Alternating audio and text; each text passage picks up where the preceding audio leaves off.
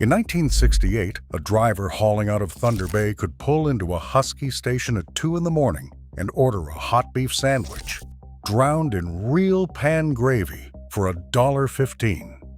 The cook had been simmering that gravy since breakfast. Today, that same exit gives you a drive-through window and a burger assembled in 90 seconds. But here is the twist.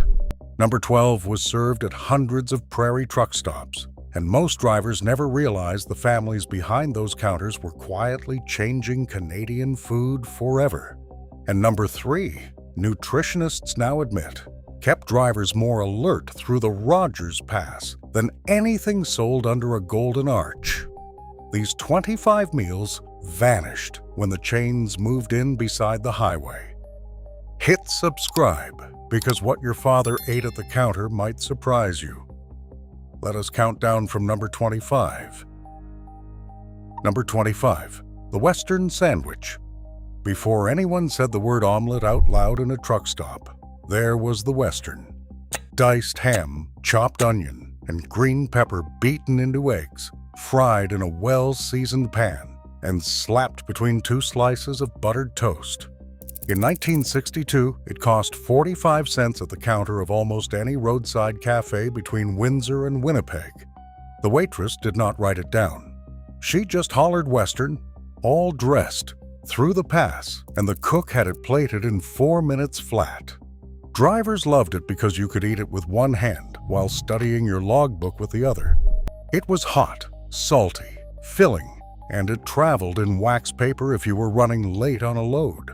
Diners called it the Denver south of the border, but in Canada, it was always the Western, and it disappeared the moment breakfast became something served in a paper clamshell. Number 24, soupe au pois. On Highway 2 east of Montreal, long before the 20 was finished, every relay routier kept a pot of yellow pea soup on the back burner from open to close.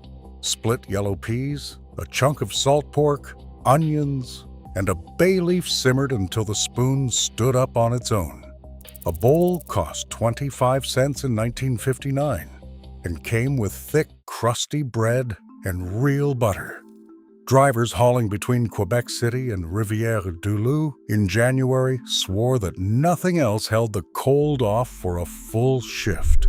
The recipe came straight out of the lumber camps, where pea soup had fueled men swinging axes for 2 centuries. The smell hit you the moment you opened the door, mixing with diesel and cigarette smoke. When the franchise restaurants arrived in the 1980s, soup came from a bag, and the old pots went cold for good.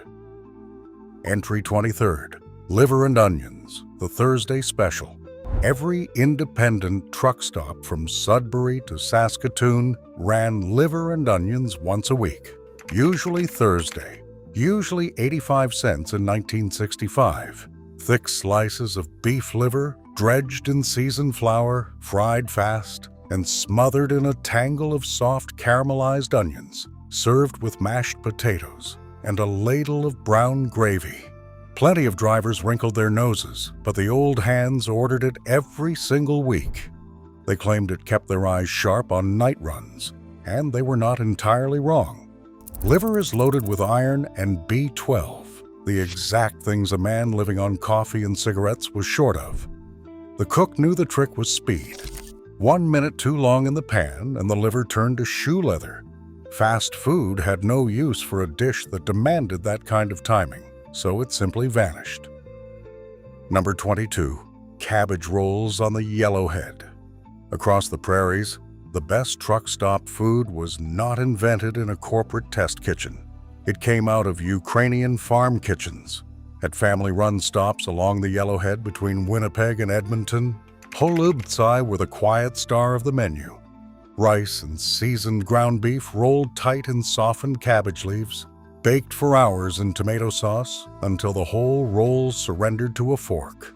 95 cents bought you 3 rolls, a scoop of mashed potato, and a spoonful of sour cream in 1968. The owner's mother often made them in the back, the same way she had made them in the old country. Drivers planned fuel stops around them. You cannot rush a cabbage roll, and you cannot freeze the soul out of one either, which is exactly why the chains never bothered trying. Number 21. Salisbury steak. It was hamburger wearing a suit, and drivers did not care one bit. A thick oval patty of minced beef, onion, and breadcrumbs, pan-fried and then drowned in mushroom gravy, served beside a mountain of mashed potatoes and canned peas.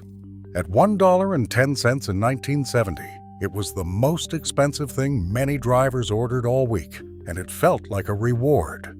The gravy was the whole point. Made from the pan drippings with real flour and beef stock, it soaked into the potatoes until the entire plate became one glorious landscape of brown. Truck stop cooks stretched cheap ground chuck into something that ate like a steak dinner, and a man could drive 500 kilometers on it. The frozen TV dinner version killed its reputation, and the drive-thru buried what was left. Number 20. The hot chicken sandwich. Quebec's gift to the hungry driver, and one of the most beautiful cheap meals this country ever produced. 2 slices of soft white bread, a generous layer of pulled roast chicken, the whole thing flooded with golden chicken gravy and crowned always with a scoop of canned green peas. 90 cents in 1967 at any casse-croûte along the Trans-Canada through the eastern townships, fries on the side. There was no elegant way to eat it. You needed a knife, a fork, and a stack of napkins. The chicken came off real birds roasted that morning, and the gravy carried every drop of flavor from the pan. Drivers crossing into Ontario complained for years that nobody west of the Ottawa River could make one properly. Most still cannot. Number 19. Butter tarts and bottomless coffee. The deal that built 1,000 friendships between drivers and waitresses. Coffee was 10 cents in 1963, and the refills never stopped coming as long as you sat at the counter. Beside the register sat a glass dome, and under that dome sat homemade butter tarts at 15 cents apiece. Flaky pastry shells filled with brown sugar, butter, and egg, baked until the center was somewhere between runny and set, the eternal Canadian argument. Some kitchens added raisins, and entire CB radio channels lit up debating whether that was a crime. A driver could sit for 40 minutes, drink 4 cups, eat 2 tarts, swap road reports about black ice on the Coquihalla, and leave for under 50 cents. No franchise ever figured out how to sell that. Number 18. Here is where things get interesting. Tourtière, the Christmas pie that Quebec truck stops served all year round. Ground pork, sometimes mixed with veal or wild game, seasoned with cinnamon, clove, and savory, baked in a lard crust until the kitchen smelled like Réveillon in the middle of July. A wedge with ketchup or homemade fruit ketchup cost 75 cents in 1964 along the routes north toward Lac Saint-Jean, where families guarded their spice blends like state secrets. Here is the part nobody talks about. Food historians have traced tourtière recipes back more than 300 years, making it one of the oldest dishes ever served at a Canadian lunch counter. Drivers from Ontario who tasted it once would detour through Quebec just to get it again. The chains offered them a beef patty instead. We traded 3 centuries of seasoning for a pickle slice, and we called it progress. Number 17, the clubhouse sandwich. 3 decks of toasted white bread, sliced roast turkey, bacon, lettuce, tomato, and mayonnaise, cut into 4 triangles and held together with frilled toothpicks. It was served with fries and coleslaw for $1.25 in 1969. The clubhouse was what you ordered when you wanted to feel like a businessman instead of a trucker. It arrived looking like architecture. Every truck stop from the Fifth Wheel in Ontario to the Husky in Calgary had one on the menu, and the quality of a stop could be judged entirely by whether the turkey was carved off a real bird or peeled off a processed loaf. The real ones disappeared first. By the late 1980s, the turkey came pre-sliced in plastic, the bacon came pre-cooked, and the clubhouse quietly became a sandwich not worth pulling over for. Number 16. Newfie steak. Out east, at the Irving Big Stops and the little diners along the way to Port aux Basques, fried bologna was not a joke. It was supper, thick slices cut from a whole bologna, scored around the edges so they would not curl into bowls, fried in butter until the outside caramelized, served with eggs and toast in the morning, or mashed potatoes and canned peas at night. 60 cents bought a full plate in 1966. Newfoundlanders called it Newfie steak with a grin and absolutely no shame, because when fresh beef cost a fortune on the island, bologna fed families and fed them well. Mainland drivers learned fast not to mock it until they tasted it. There is something about fried bologna and strong tea at 5 in the morning that no breakfast sandwich in a paper sleeve has ever come close to matching. Number 15. Pierogies and farmer sausage. In Manitoba and Saskatchewan, the truck stop pierogi was serious business. Hand-pinched dumplings stuffed with potato and cheddar, boiled and then fried in butter with onions until the edges crisped, served with a coil of smoked Mennonite farmer sausage and a tub of sour cream. $1 got you a dozen in 1971, usually made by the owner's wife or her mother, sometimes both, arguing in the kitchen about thickness of dough. Drivers running the number 1 through Brandon and Swift Current knew exactly which stops made their own and which ones cheated with frozen. The homemade ones had thumbprints in them. That was the tell. When the corporate travel centers took over the Prairie Highway, the pierogies went into freezer bags, the grandmothers went home, and the thumbprints disappeared forever. Number 14. Beef barley soup. Yesterday's roast never died at a real truck stop. It came back the next morning as beef barley soup, and drivers timed their runs around it. The cook trimmed the leftover roast, browned the scraps with onions, carrots, and celery, added pearl barley and the bones, and let the pot mutter away on the back of the range all morning. 30 cents a bowl in 1965, bread and butter included. By the time a blizzard closed the highway at Wawa, that pot was the difference between a miserable wait and a tolerable one. Stranded drivers would sit at the counter for 10 hours through a whiteout, and the soup pot fed every one of them. Soup from a corporate pouch holds nobody through a storm. That kind of cooking only happens when the same person makes the roast and makes the soup. Number 13. Faves au lard. Baked beans with salt pork, sweetened with maple, served at dawn. Quebec truck stops inherited this one straight from the logging camps, where beans had been buried in cast-iron pots under the coals overnight for generations. By the 1960s, the relays along Highway 11 toward Abitibi served them with eggs, toast, and cretins for 55 cents, and the smart drivers ordered them before a long, cold haul. Slow-burning protein, fat, and molasses sugar, releasing energy for hours. The pot went into the oven the night before and came out as breakfast, dark, sticky, and faintly smoky from the pork. English Canada had its tinned beans, but they were a pale imitation of the real thing, and every driver who crossed the Ottawa River knew it. The fast food breakfast menu had no patience for anything that took 12 hours. Number 12. Second pattern break, and this one matters. The Chinese-Canadian Cafe Combo Plate. Along the CPR line and the highways that followed it, hundreds of small-town cafes and truck stops were run by Chinese families. Many descended from the men who built the railway itself. In towns like Moose Jaw, Yorkton, and Drumheller, the cafe on the highway served sweet and sour ribs, egg rolls, and chicken fried rice on the very same menu as hot beef sandwiches and apple pie. A combination plate cost $1.50 in 1970 and fed a driver into next week. Here is what nobody tells you. These families invented an entire cuisine, Chinese-Canadian food, dishes that exist nowhere in China, built to feed prairie truckers and farmers. They worked 16-hour days, 7 days a week, for decades. When the franchises arrived at the highway exits, the cafes died one by one, and Canada lost hundreds of family businesses that had fed drivers for 3 generations. Some of those dining rooms still stand empty on prairie main streets today. Number 11.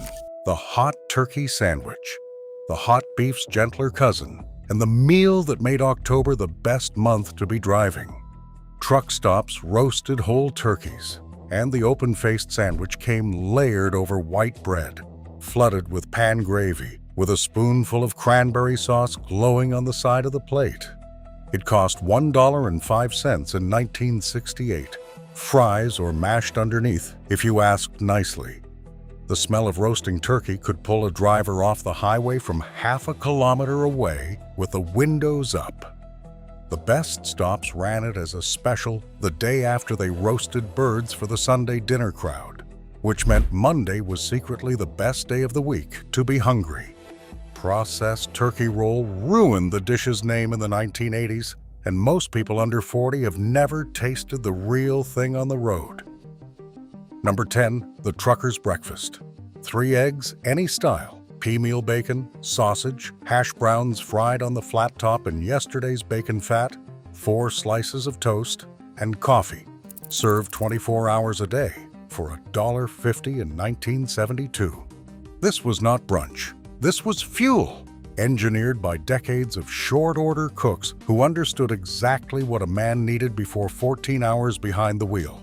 The pea meal bacon was the Canadian signature. It was brined pork loin rolled in cornmeal and fried until the edges went gold. Nothing like the strip bacon the Americans ate. The flat top never cooled. At 3 in the morning at the Husky in Headingley, the cook could be feeding 20 drivers in total silence. Just the radio, the scrape of the spatula, and the hiss of eggs.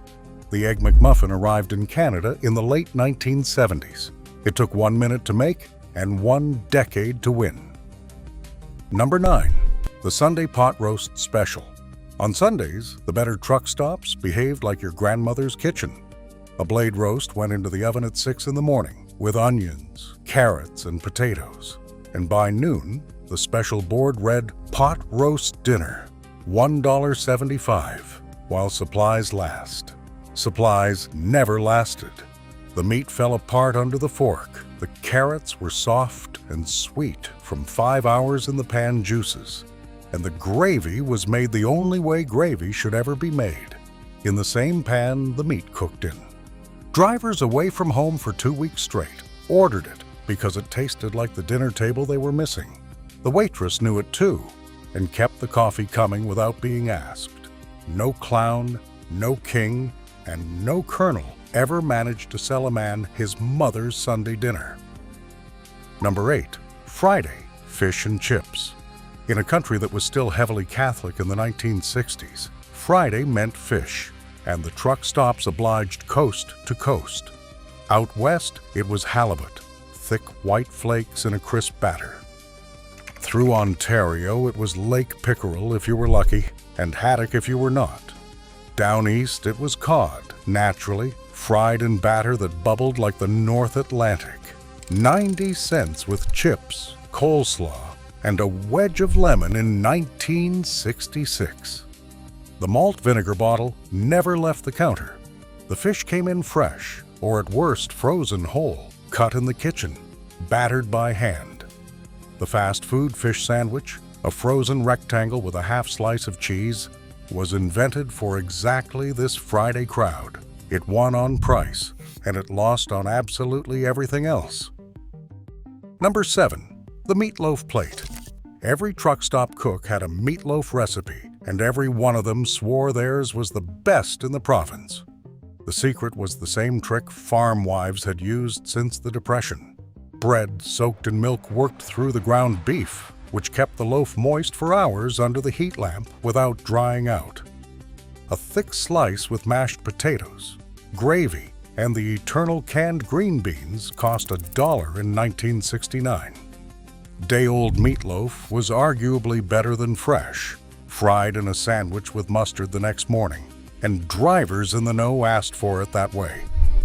Meatloaf never made it to fast food because it cannot be standardized, cannot be assembled in 90 seconds, and cannot be eaten while steering with your knees. Everything good about it was everything the new model could not allow. Number 6. Montreal smoked meat on rye.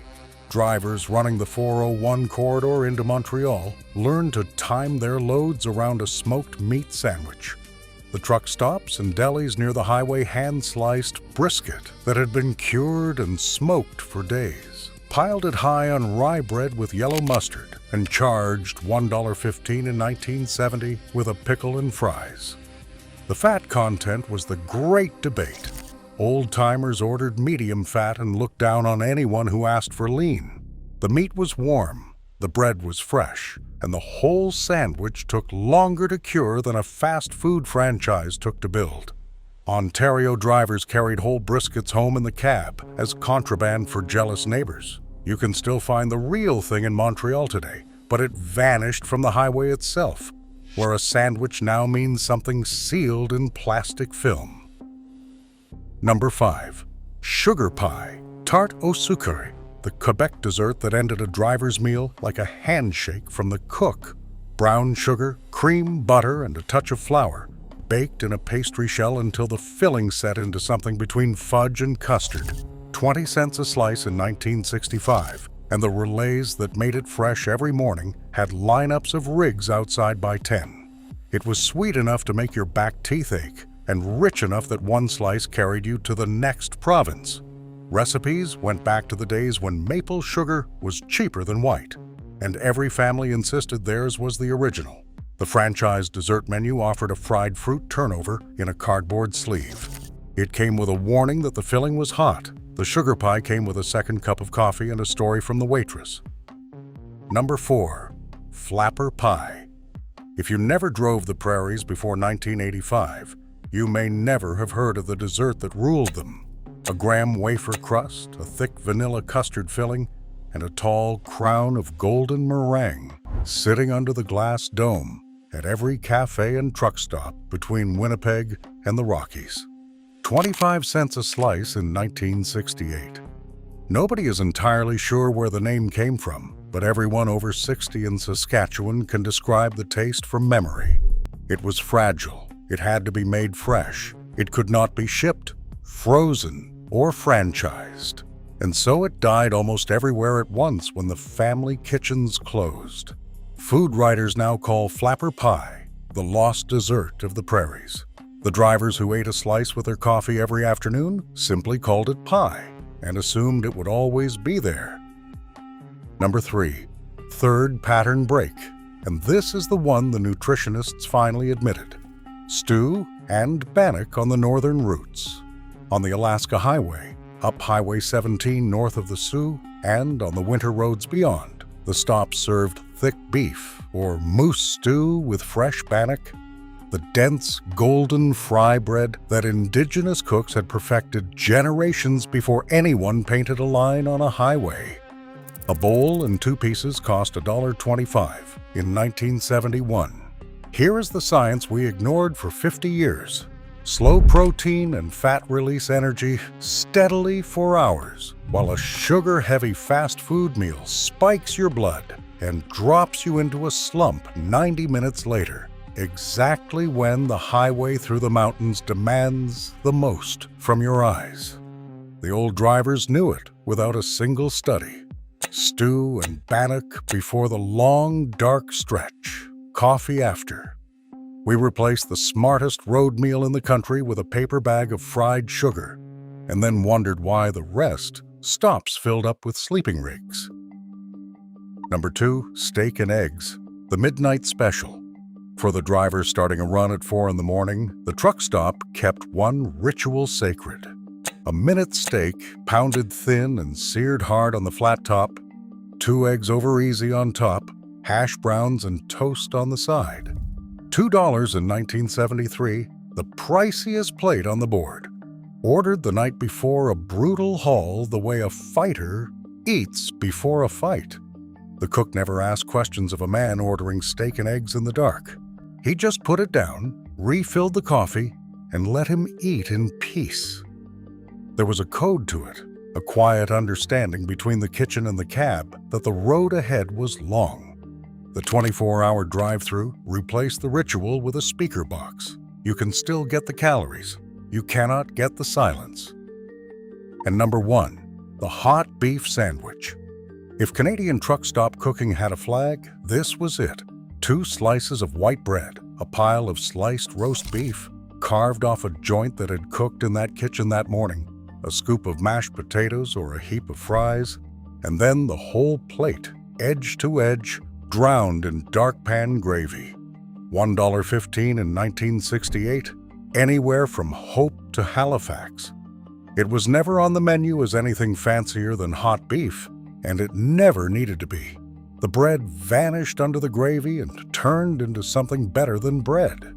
Drivers judged every truck stop in the country by this single plate, and the great ones built 30-year reputations on it. It demanded a real roast, a real cook, and real time, which is precisely why it could not survive. The hamburger that replaced it was faster, cheaper, and the same in every postal code. The hot beef was none of those things. That was the entire point. So here is my challenge. Next time you are on the Trans-Canada, drive past the Golden Arches and find one of the survivors, a family-run truck stop with a special board and a pie dome, because a few are still out there. Order the hot beef. Then come back and tell me in the comments if I am wrong. Tell me which of these 25 your father ate, which one your town still serves, and which one you would bring back first. Because these were not just meals.